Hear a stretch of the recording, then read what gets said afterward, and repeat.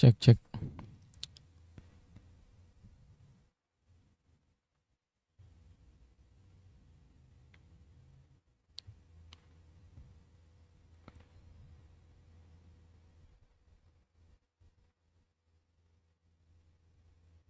Cek.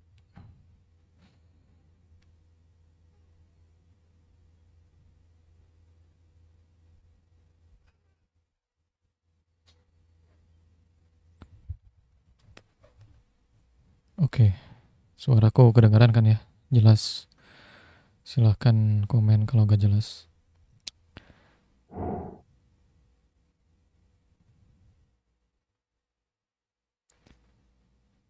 Oke, thank you.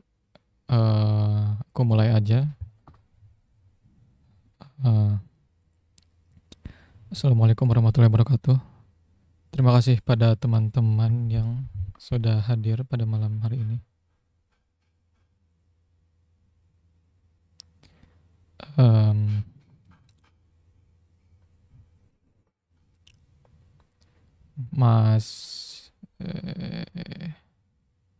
Mas Robi sama Mas Uki belum selesai ya? Halo, halo.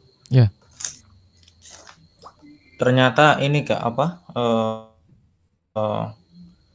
kan proses antri. Ini tadi saya cek kok deadline-nya tuh memang benar diperpanjang sebulan ke depan ya, tanggal 3 Juli gitu. Oh iya bener. Ya berarti emang bener panjang.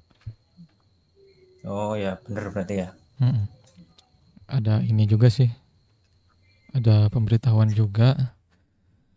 Ada permintaan sukarelawan.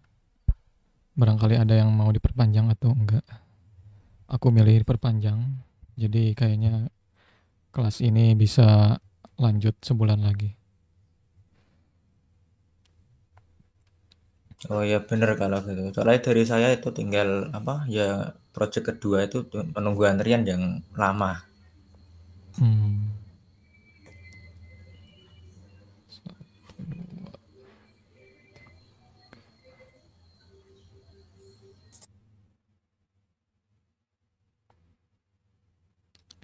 Sebenarnya lumayan banyak yang 99%, tapi gak tahu nih apa semuanya masih ngerjain atau enggak. Mas Robi juga 99 ya. Iya benar.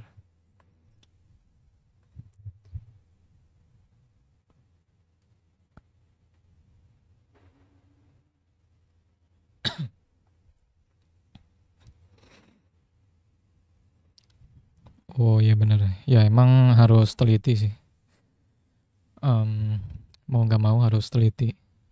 Aku kadang-kadang kalau submission atau apapun sih, kalau itu penting, kadang-kadang ketika mau submit itu aku tunda dulu. Barangkali misalkan setelah tidur besoknya baru inget, oh ternyata ada yang kurang gitu. Makanya emang harus dipastikan dulu ya, harus teliti requirementnya apa aja gitu.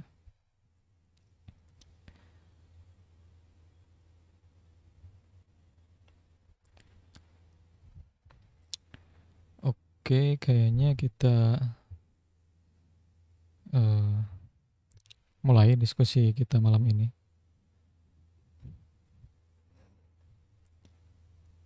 Aku share screen.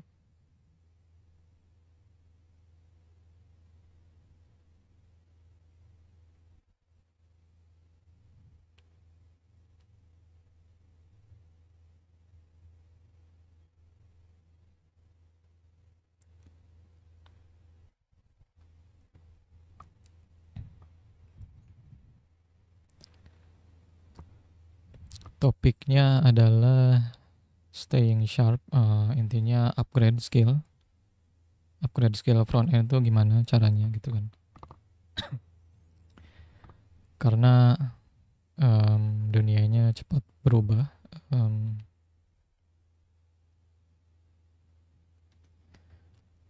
teknologinya cepat berubah.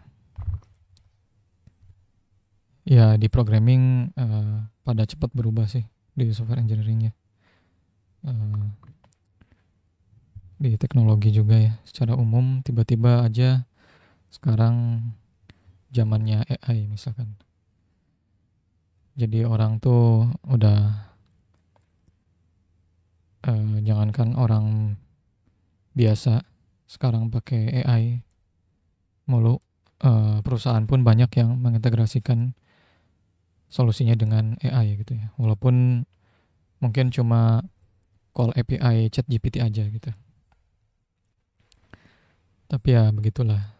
Tapi kan emang solusinya valid ya. Nah intinya gimana caranya belajar terus tanpa burnout. Sebenarnya bisa dikatakan em, salah satu intinya adalah belajarnya harus terstruktur ya.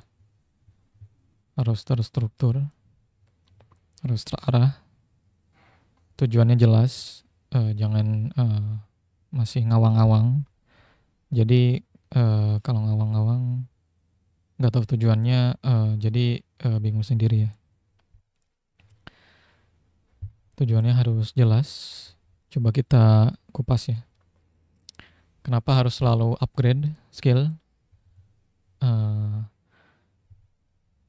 Pertama, salah satunya adalah framework dan tools terus berubah.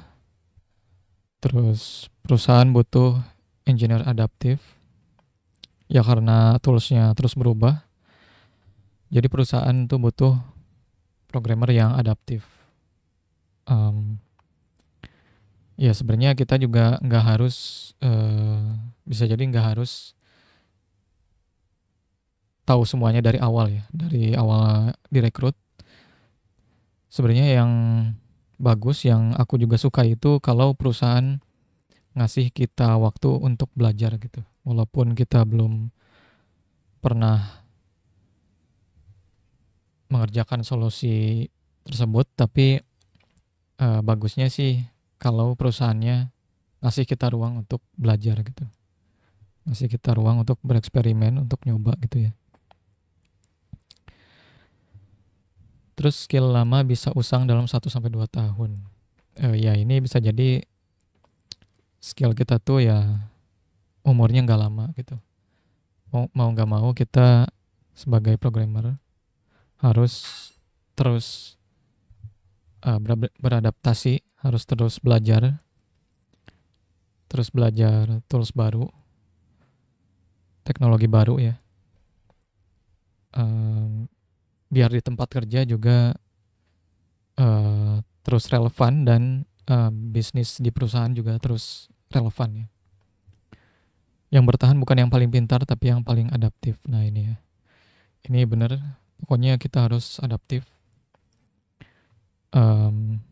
Bahkan karir kita secara umum pun bisa jadi nggak ada yang aman ya. Ya kayak sekarang misalkan bisa jadi kita juga nggak tahu apakah nanti perusahaan akan menggantikan kita dengan AI misalkan, atau gimana gitu ya. Atau mungkin perusahaannya justru udah nggak relevan lagi di market ya. Atau ternyata perusahaan yang kita tempati itu misalkan belum pernah untung gitu ya. Selama ini cuma ini doang ngandelin uang investor misalkan. Padahal kelihatannya stabil gitu ya bertahun-tahun, tapi bertahun-tahun itu ternyata belum untung gitu. Kayak gitu ya. Jadi bisa jadi nggak ada yang aman gitu ya. Termasuk ini juga kaitannya dengan skill kita gitu. Jadinya mau nggak mau harus adaptif gitu ya intinya. Harus mau belajar hal baru gitu ya. Belajar hal baru, teknologi baru, solusi yang baru gitu ya. 4 pilar upgrade skill, contohnya ya. Ada personal roadmap, learning habit, bikin learning habit. ikut komunitas misalkan, terus dokumentasi dan refleksi. Kita catat apa yang sudah kita pelajari gitu.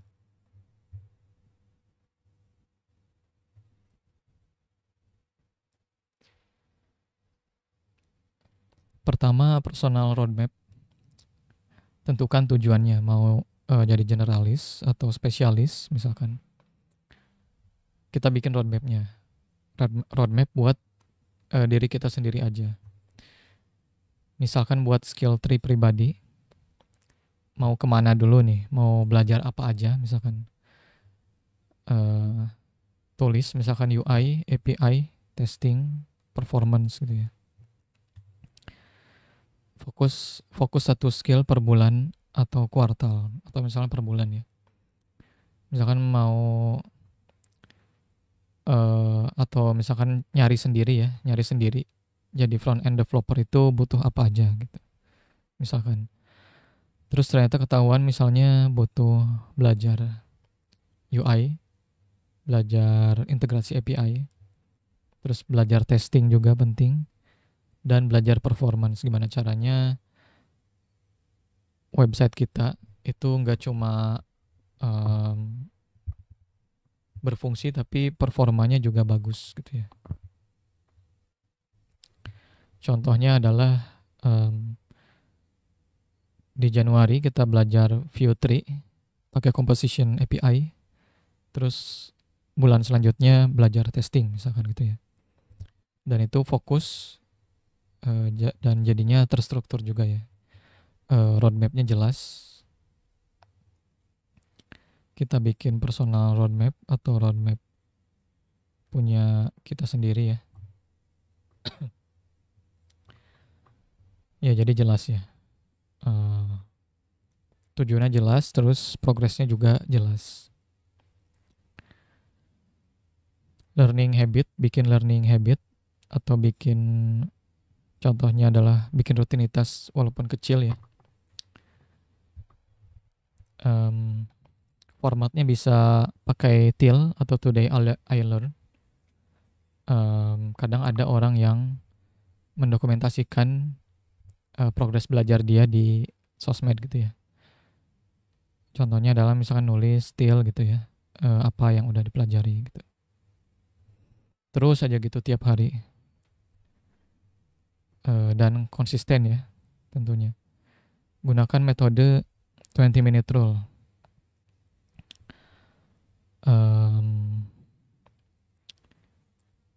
Fokus ke skill berdampak besar. Ya atau ini ya, 80-20 ya. Jadi ada teori. Kita harus fokus ke 20% untuk mendapatkan dampak 80%. Jadi bisa aja ada satu topik misalkan yang sebenarnya kecil atau remeh, tapi dampaknya gede gitu. Misalkan clean coding gitu ya, misalkan ya. Itu bisa jadi remeh ya. Misalkan contoh sederhananya adalah salah satu clean coding itu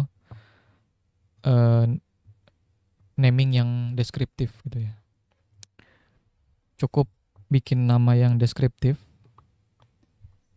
di setiap naming, variable, function, class name, termasuk kelas CSS juga misalkan, nama komponen gitu ya, dan sebagainya. Itu dampaknya kan besar ya. Karena dengan clean coding kita bisa kode yang kita hasilkan itu bisa scalable gitu ya, bisa mudah di-maintain dan terus relevan gitu ya. Jadi kalau mau di scale atau di aplikasinya diperbesar atau mungkin nanti suatu hari berbulan-bulan berikutnya revisit gitu ya, atau lihat lagi kodenya, itu kita nggak susah bacanya ya. Jadi jadinya kan ya sangat scalable ya pastinya ya. Gampang untuk memperbesar aplikasinya. Nah ini belajar sedikit tapi konsisten itu lebih baik daripada belajar banyak tapi jarang. Nah ini ya emang bener konsisten itu penting daripada sekali jalan banyak tapi akhirnya kecapean, jadinya ya cuma sekali itu aja gitu.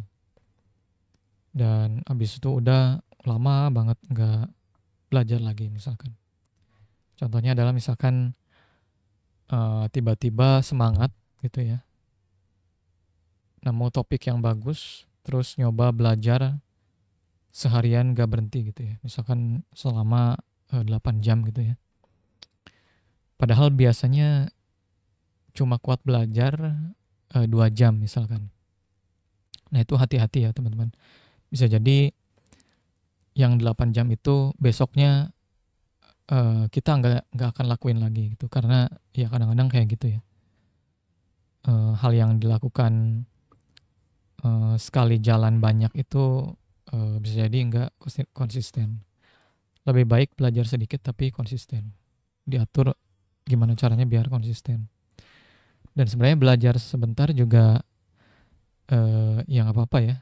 Lagian kan dengan belajar sebentar juga mencegah dari bosen gitu. Biar nggak bosen, belajarnya sebentar-sebentar. Nanti besok lanjut lagi kayak gitu. Tapi emang ada juga sih orang yang kuat belajar seharian atau ya jamnya banyak gitu ya sehari itu. Diatur aja per kesanggupannya ya.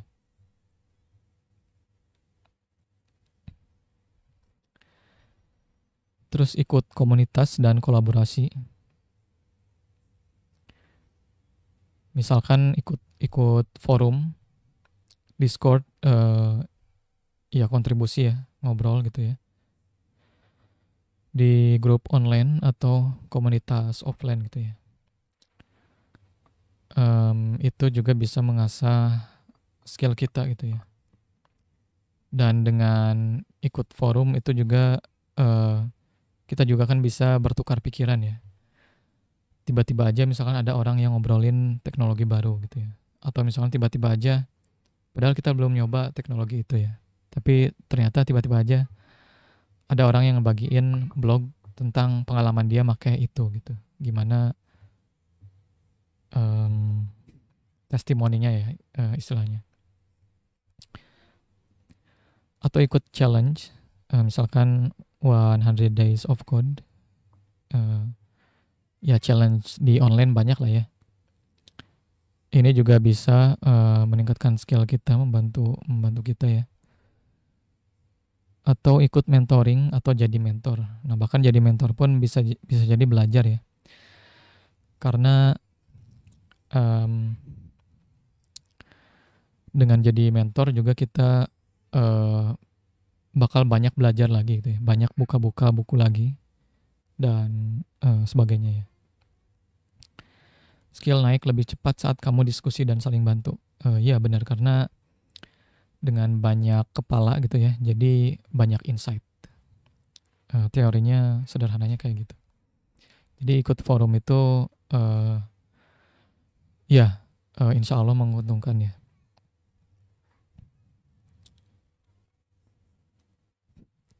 Selanjutnya dokumentasi. Jadi kita belajar itu jangan cuma belajar tapi dicatat juga. Dicatat hasil belajarnya gimana. Contohnya misalkan punya catatan belajar pribadi, bisa di Notion, Obsidian, atau bahkan GitHub Gis. Atau bahkan nulis blog ya. Aku pun punya catatan pribadi ya, catatan belajar pribadi. Aku bikin di Notion, dan makanya aku sering buka Notion di tab baru setiap hari.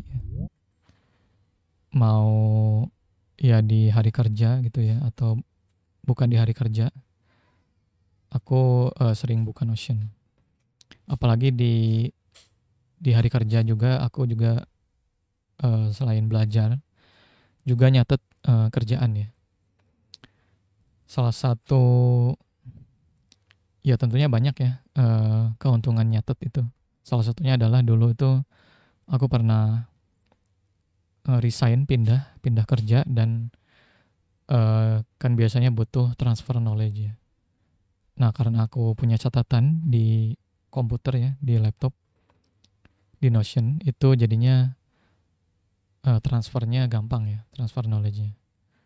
Jadi tinggal dijelasin aja sekali, misalkan tatap muka ya, terus udah gitu kasih aja linknya. Nanti dia sendiri yang nge-review atau baca ya.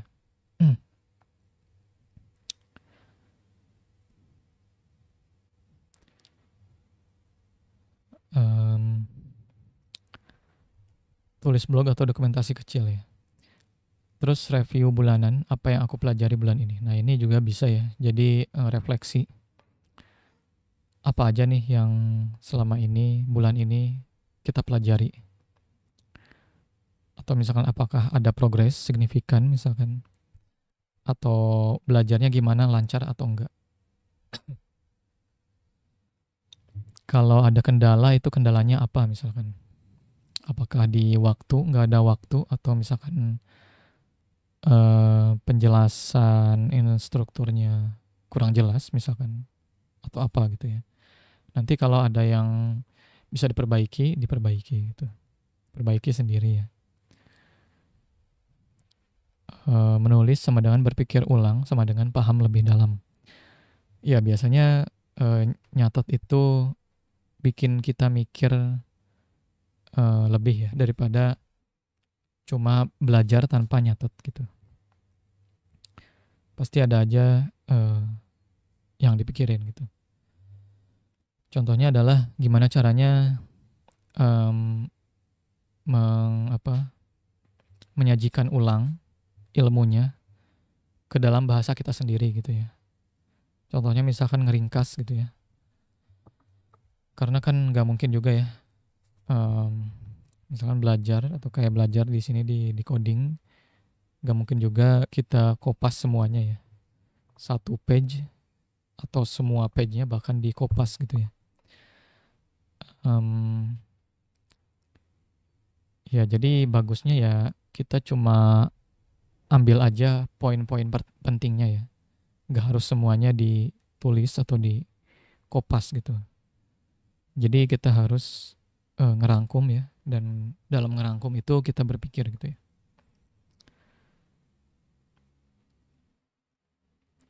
Tips bonus, kurasi sumber belajar. Pilih yang berkualitas dan cocok dengan gaya belajarmu. Contohnya adalah newsletter. Ya bisa banyak lah ya cara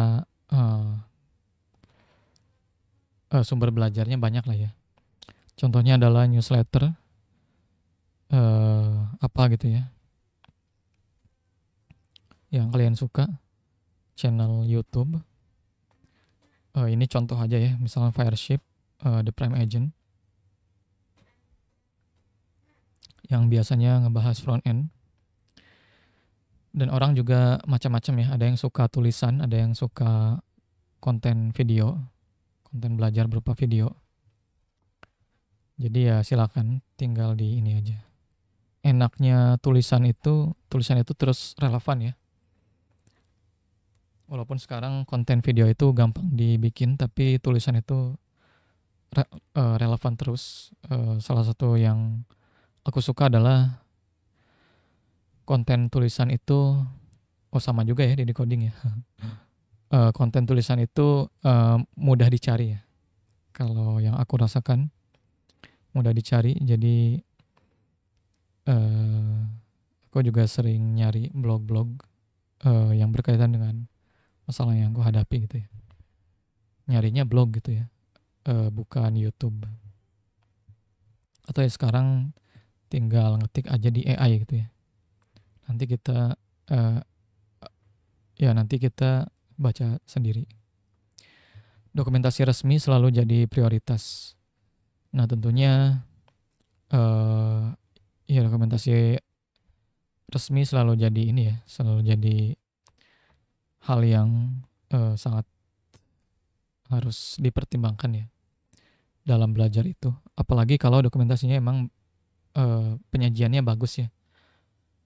Karena kadang-kadang ada yang dokumentasi itu boring ya, atau misalkan berbelit-belit gitu ya. Kalau dokumentasinya bagus ya enak ya.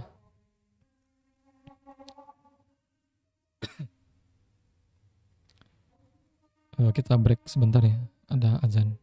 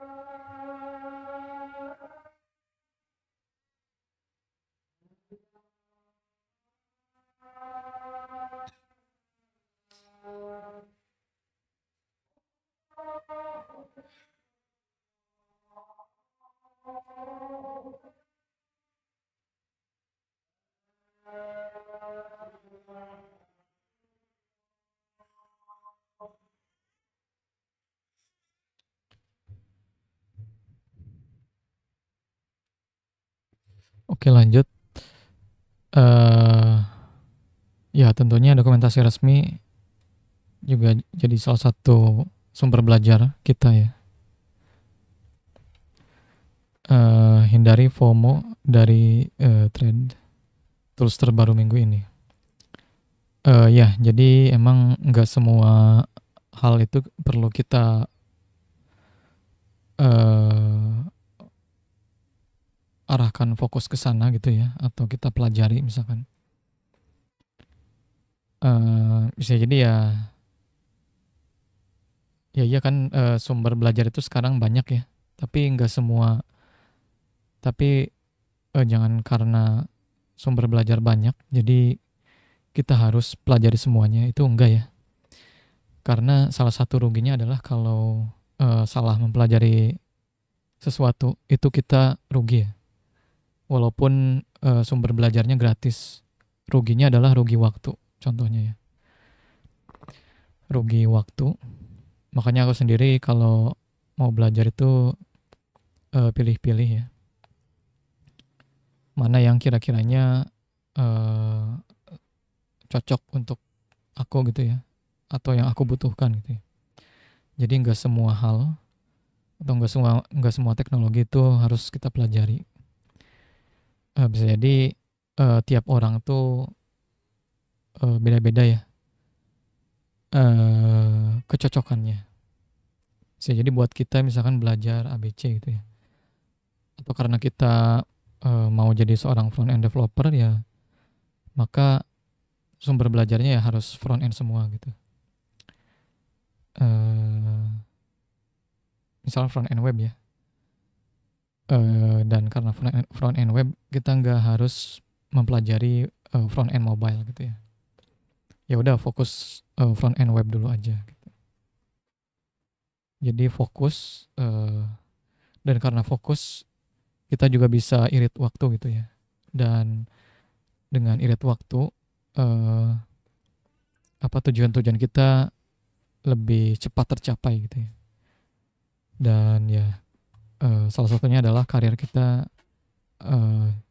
cepat tercapai gitu ya, cepat tumbuh, begitulah. Ya misalkan ini contoh action plan-nya. Contohnya adalah misalkan tujuannya mau jadi apa, terus langkah selanjutnya bikin listnya ya. belajar apa aja yang dibutuhkan gitu ya. Misalkan belajar testing, punya project lama di refactor misalkan ya. Atau misalkan tulis blog dari hasil belajar, nah, kayak gitu ya. Gimana caranya belajar kita terstruktur gitu ya. Emang bagusnya dicatat biar tujuannya jelas.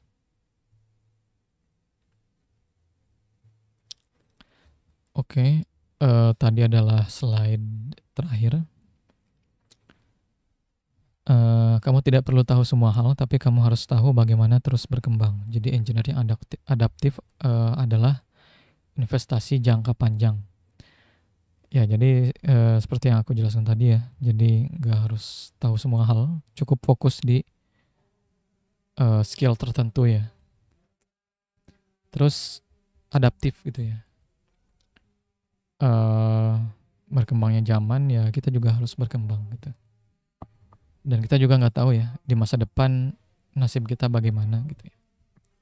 Kayak misalkan tempat kerja kita, apakah tempat kerja kita bakal mempekerjakan kita selamanya atau enggak gitu ya.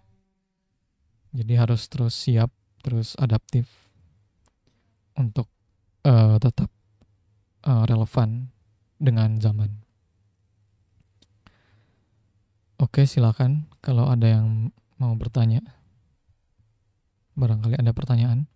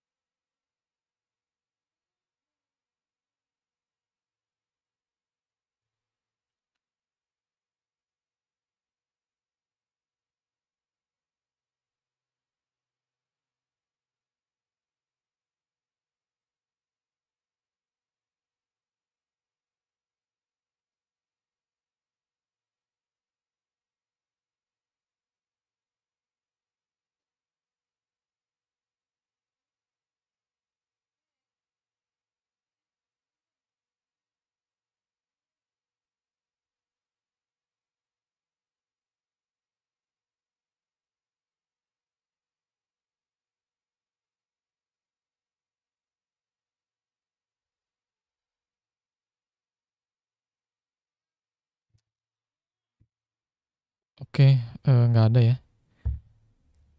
Ya bisa jadi diperpanjang ya kelas ini. Aku sarankan apa namanya? Manfaatkan sebaik-baiknya ya. Eh, Kemungkinan ya ada perpanjangan sebulan lagi. Jadi silahkan dimanfaatkan dengan baik ya. Harusnya dengan ada sebulan lagi ini ya, yang lagi ngerjain submission 2 itu harusnya bisa kekejar ya. Dan mungkin yang progresnya 80% ke atas itu bisa kekejar ya.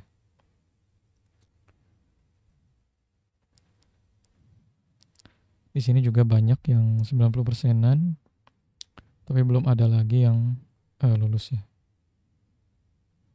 Emang ya ngantri banget ya. Dan ini karena kelasnya susah ya, submissionnya beda ya, lebih kompleks. Jadi emang wajar sih lama ya prosesnya ya. Ya kira-kira butuh banyak banget reviewer ya.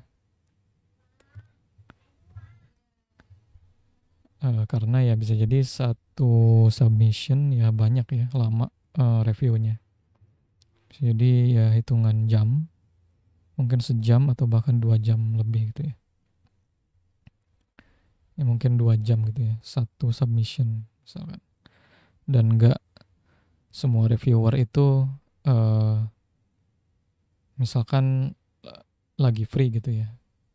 Karena kemungkinan reviewer-reviewer itu orangnya udah pada kerja ya, udah ada kerjaan di luar reviewer. Oke, silahkan dimanfaatkan dengan baik, tapi nggak ada lagi mentoring kayaknya. Dan jadi ya silahkan ini aja di grup ya, kalau ada apa-apa. Oke, aku tutup aja. Terima kasih kepada teman-teman yang sudah hadir. Ya, foto dulu ya. Silahkan di open cam.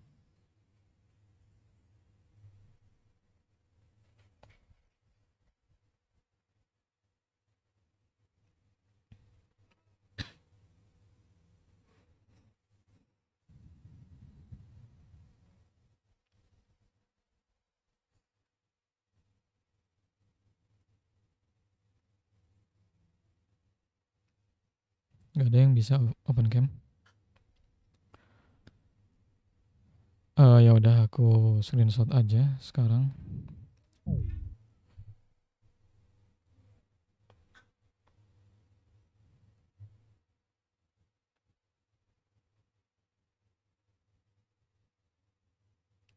Oh salah. 1, 2, 3.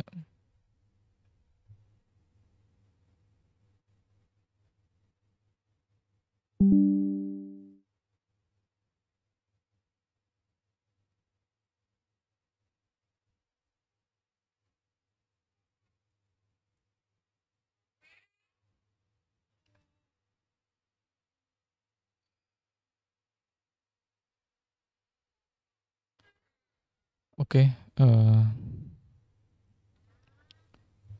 ya terima kasih pada teman-teman yang sudah hadir malam ini.